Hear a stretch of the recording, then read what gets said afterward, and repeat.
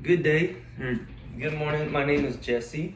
Today I'm going to be giving an informative speech on changing your car brakes and how it's a vital skill that not only boosts your vehicle safety, because the brakes are newer and properly maintained, it also lowers maintenance costs because being able to change your brakes will empower you to be able to take on other kinds of tasks on your car, saving you money in the long run.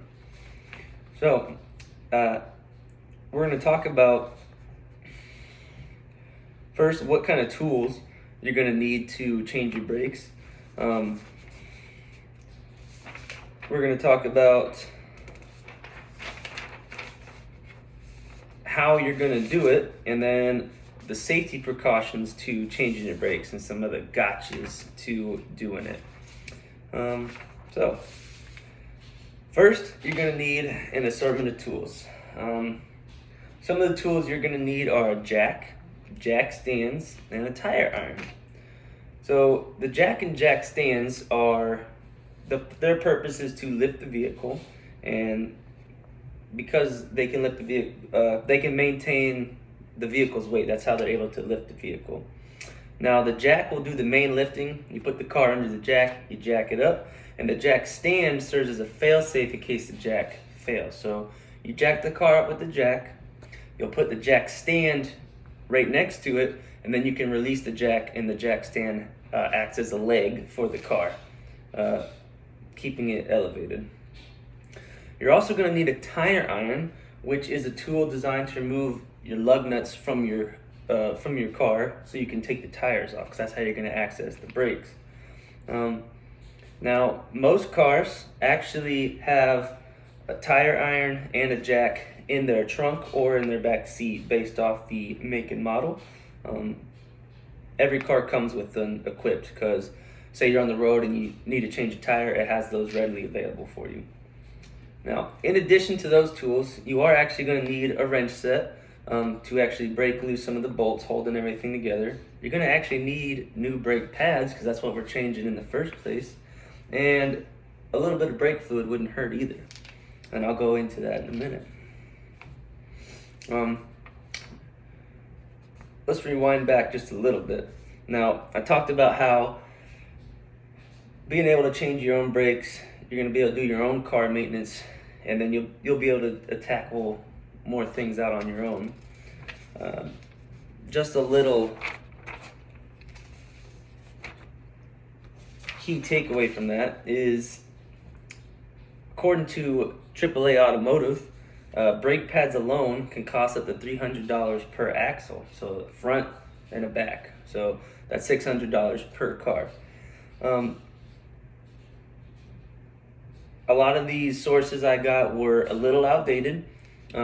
That being said, the numbers I do give you, try to think of them in inflated prices to be more accurate. So that was $600 per car around 2015. So, all right. Now back up to the wrench set and stuff. The wrench, what is a wrench? It's a tool that is a tire iron, as its purpose is to loosen retainers like bolts and nuts. Now, wrenches do come in all sorts and sizes. My advice is to do a little Google research, maybe watch a YouTube video. There's hundreds of examples out there how to change your own car brakes for the specific car you're working on. You're going to need a certain size and certain dimensions. Now, brake pads are what you're actually going to be replacing, and their sole purpose is to stop the car. Now, how the brake works, your whole brake system is a hydraulic system, which means it uses a fluid. When you step on the brake pedal, it has a brake drum that's full of air that forces that compressed air against the cylinder. That cylinder forces fluid through high pressure pipes, through the calipers, to the brake pads. And the end goal is it takes all that fluid and it clamps the brake pads against a metal rotor that's spinning, and it stops it through the force of friction. So that is where brake fluid actually comes in handy. because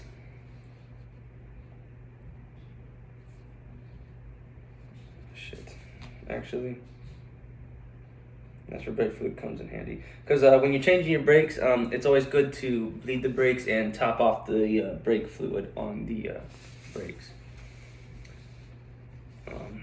Just a fun fact, by the way, did you know in 1920 the first automobiles featuring a mechanical four-wheel brake were launched into the market? And these vehicles actually were still required to generate the full braking force themselves, according to an article by Nolte in 2024. Just to make that a little clearer, before the hydraulic brake system, to stop your car, you had to manually apply force. It was usually with a lever. So the harder you could pull on that lever, the better you could stop your car. So that's why we have the hydraulic system. Now it's a lot safer. You don't need that much force. You can tap the brakes a little bit and it'll be enough to slow the car down. So now that we know what the tools are needed and the purpose of those tools and how the brake system actually works, let us go through the step-by-step process of changing the brakes. So, what needs to be done first? Well, we can start by parking your car on a flat surface. We want to make sure it's nice and stable. And you want to engage the parking brake. When you park on the flat surface, like I said, it provides the most stability when lifting the car. And the parking brake will act as a fail-safe to keep the vehicle from rolling as you're jacking the car up. Next, we're going to loosen the lug nuts, then lift the car with the jack and secure it with the jack stands. So, just to reiterate, you're going to want to loosen the lug nuts first while the vehicle is still on the ground, because if you try to twist the lug nuts off while the vehicle is suspended, the wheels will just spin in place and you're not going to be able to get the lug nuts loose. Afterwards, you can use the jack and jack stands. Those will lift the vehicle up and it'll give you access to remove the wheel once the lug nuts have been fully removed. Now that the car is secure in the air and you have access to everything, now you can detach the brake caliper, that is the housing for the brake pads. And then once you get that off, then you can remove the worn brake pads. Now, once you have access to the brake pads, they're going to lift right out. You might have to use a screwdriver or something to kind of pry them out just a little bit, depending on how long they've been in there. But it's like a puzzle piece. They'll pop right in, they'll pop right out, and then they'll pop right in the exact same way. Now, that's it. When you're done with that, you got to do all those steps just in reverse, and then your brakes are done. So, with a broad understanding on the steps of changing your brakes, now we can talk about some of the important safety precautions. So, before we wrap it up, it's highly encouraged, but not necessary, to wear safety gear, such as gloves and safety glasses during the process.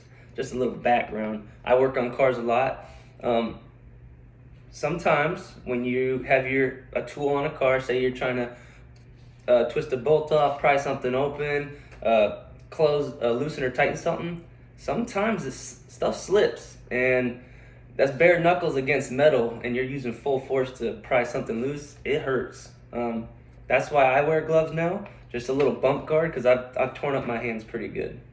In the safety glasses, you never know. So a lot of times things will get in your eye, and it's a pain in the butt to get it back out. Especially if you're under a car trying to get something in the dirt and stuff just falling all over your face. I'd recommend safety glasses too. But if you're macho, you don't need all that. You do your thing. Now, after the installation is complete, we're going to check the brake fluid levels. I mentioned that before. Now, the brake fluid reservoir is what holds the liquid. That's going to be actually in your engine bay against the back of the engine wall or the firewall. If you look on the cap, it's usually, I'm not sure, but it will say, it'll say brake fluid on the cap. That's how you'll know. And it'll also say .3 or .4. That's just the type of fluid. .4 can withstand a higher heat than .3. Fun fact, if you have a car that takes .3, it would behoove you to put .4 in it because it's just a better overall fluid. It's like putting synthetic oil in a conventional oil. It's just better for your car. However, if your car calls for .4, you do not want to put .3 in it. Just so you know.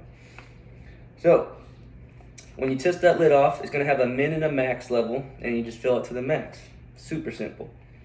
And lastly, after all said and done, you're going to want to test these brakes in a safe area, because you change everything, you think everything's good to go, you get the car rolling, and you hit the brakes, and whoa, now it's a busy intersection, the car's not stopping. That's not very safe. We don't want that to happen. So my advice, if you're working in a garage or in a driveway, just test it right there. Get the car rolling, step on the brakes, see what it does. If it doesn't stop, there's always that parking brake you can use as a fail-safe, because parking brakes don't use hydraulic systems at all on most cars. They're actually mechanical, so they're usually connected with a cable, and when you step on that, or they're electrical with the button parking brake, but you put the parking brake on, it puts the braking power on forcefully. So if your main brakes aren't working after you change them, the parking brake will get it to stop.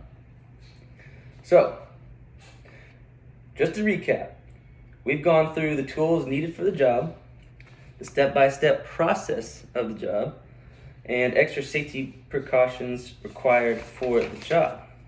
So what are the key takeaways? In summary, changing your car brakes is a straightforward task that involves the right tools, methodical approach, and safety practices.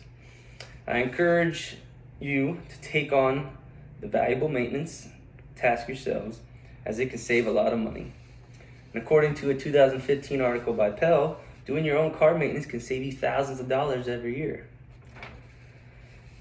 And then moreover, maintaining your brakes is essential for your safety and the safety of others on the road. And according to that same article, disregard, newer and higher quality brakes provide shorter stopping distances, an overall decrease in maintenance costs, and create a much safer road environment for all. According to an article by Schreiber, 2024, he backs his claim up even further by saying, while the initial cost may be higher of higher quality brakes, the extended lifespan and reliability of the premium brakes means fewer replacements and repairs over time.